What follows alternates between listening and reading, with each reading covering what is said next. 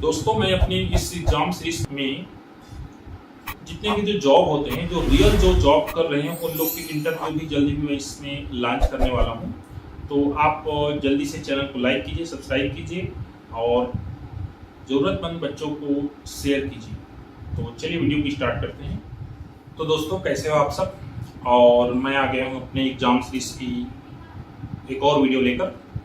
और आज हम इस वीडियो में बात करेंगे, जैसे कि आप थंबनेल से देख ही लिए हैं, एक डाटा एंट्री ऑपरेटर कैसे बने, या फिर कहें कि डाटा एंट्री ऑपरेटर के लिए आपको क्या क्या करना चाहिए, ये सब जानकारी हम इस वीडियो में देखेंगे। तो दोस्तों, जिस हिसाब से हर विभाग में सरकार के कंप्यूटर का जो है प्रयोग जो लगातार बढ़ता जा रहा है, तो कंप्यूटर के क्षेत्र में जो जॉब है उसकी संभावना बहुत ज़्यादा है अभी के समय में। चाहे वो प्राइवेट जॉब हो या फिर गवर्नमेंट जॉब हो, दोनों ही क्षेत्रों में कंप्यूटर जानने वाले के लिए बहुत अच्छे रोजगार के अवसर उपलब्ध हैं। तो एक सामान्य डाटा एंट्री ऑपरेटर या फिर कहें एक सहायक ग्रेड 3, दोनों के लिए क्वालिफिकेशन लगभग सेम होता है। ये बनने के लिए आपको ज़्यादा कुछ नहीं करना पड़ता है। आप 12वीं कक्षा के बाद DCA कर लीजिए, और या तो फिर कॉलेज के बाद आप PGDCA कर लीजिए। अगर आप गणित में विद्यार्थी हैं 12वीं कक्षा में, तो आपके पास एक और ऑप्शन होता है। आप कॉलेज में साइंस विषय चूज करते समय केमिस्ट्री अथवा फिजिक्स के स्थान पर आप कंप्यूटर साइंस भी ले सकते हैं। इस तरह से आप ये भी कर सकते हैं। डाटा एंट्री ऑपरेटर जॉब में पहला तो डाटा एंट्री ऑपरेटर नाम से ही जॉब आता है, और दूसरा है सहायक ग्रेड 3। मैं आपको बताना चाहूँगा कि अगर दोनों में चूज करना पड़े तो आप सहायक ग्रेड 3 को चूज कीजिए, क्योंकि डाटा एंट्री ऑपरेटर जॉब में प्रमोशन के लिए आगे आपके पास जो है और पोस्ट नहीं होते हैं। जबकि सहायक ग्रेड 3 में आप सहायक ग्रेड 3 से सहायक ग्रेड 2 जा सकते हैं, और सहायक ग्रेड 2 से सहायक ग्रेड 1, और उसके बाद फिर आप लेखापाल भी बन सकते हैं। अगला प्रश्न है, आप डाटा एंट्री ऑपरेटर कैसे बनेंगे? तो इसके लिए सबसे पहले आपको व्यापम में एक परीक्षा दिलानी पड़ेगी। आजकल जो CGPSC है वो भी ऐसी परीक्षाएं लेती है।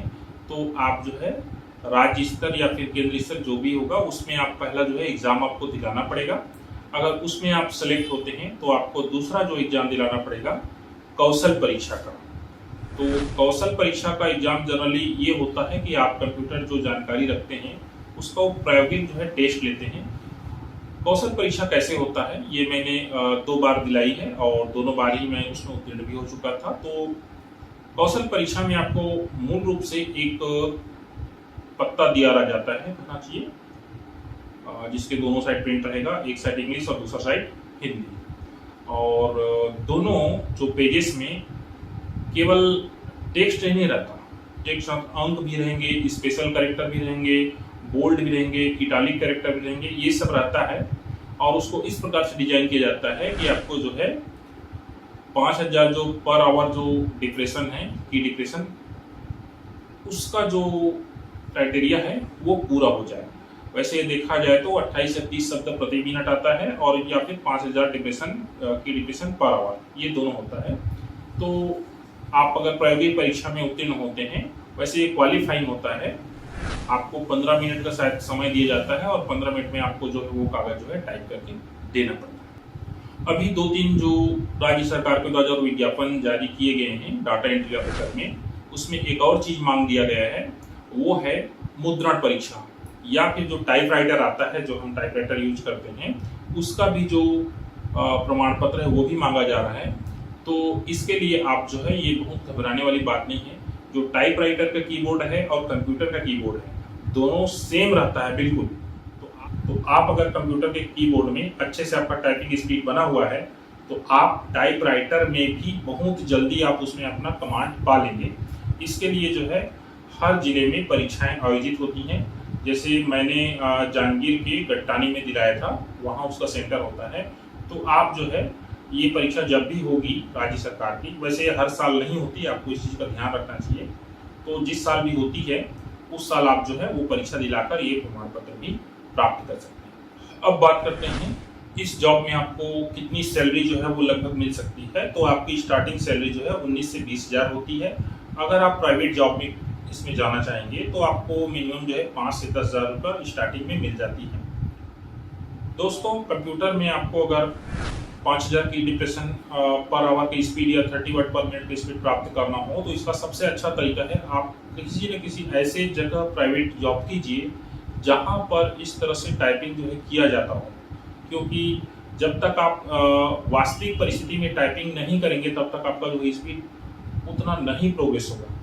हम घर में अगर टाइपिंग करते हैं तो एक तो ये होता है कि घर में जो आप टाइपिंग करते हैं उसमें बहुत सारे जो स्पेशल कैरेक्टर्स हैं वो इंक्लूड नहीं होते, जबकि आप बाहर कहीं टाइपिंग करते हैं तो उसमें बहुत सारे जो है पैराग्राफ्स हैं, स्पेशल कैरेक्टर्स हैं, फॉर्मेटिंग है, बोल्ड है, इटैलिक कैरेक्टर है, ये सभी चीज़ें उसमें आती हैं, इसलिए वो ज़्यादा बेटर है। अगला चीज़ है आपको अपने जो की डिप्रेशन है उसको चेक करने के लिए कई जो है सॉफ्टवेयर आते हैं और कई ऑनलाइन जो है प्लेटफॉर्म, वहाँ पर भी आप जो है अपना की डिप्रेशन है वो चेक कर सकते हैं। एग्जाम्पल के लिए मैंने एक जो है वेबसाइट का लिंक यहाँ पर नीचे डाल दिया है, आप डिस्क्रिप्शन में जाके चेक कर सकते हैं और वहाँ पर अपना जो टाइपिंग स्पीड जो है वो चेक कर पाएंगे। बात करें व्यापम द्वारा ली जाने वाली जो परीक्षा है डाटा एंट्री ऑपरेटर के लिए और सहायक ग्रेड 3 के लिए भी, तो इन दोनों परीक्षाओं का जो सिलेबस है वो 10वीं लेवल का होता है। आप 10वीं स्तर के जितने भी विज्ञान है और गणित है उसको अच्छे से पढ़ लेंगे तो आप इस परीक्षा में आराम से उत्तीर्ण कर जाएंगे। और ये परीक्षा जो उत्तीर्ण करने के पश्चात आपको 1:3 में कौशल परीक्षा के लिए इन्विटेशन जो है वो दिया जाता है। दोस्तों इस वीडियो में इतना ही। अगर आपको डाटा एंट्री ऑपरेटर जॉब के बारे में किसी प्रकार से भी कोई प्रश्न है तो आप नीचे कमेंट करके पूछिए, मैं जितना हो सकेगा जवाब देने का कोशिश करूँगा। धन्यवाद।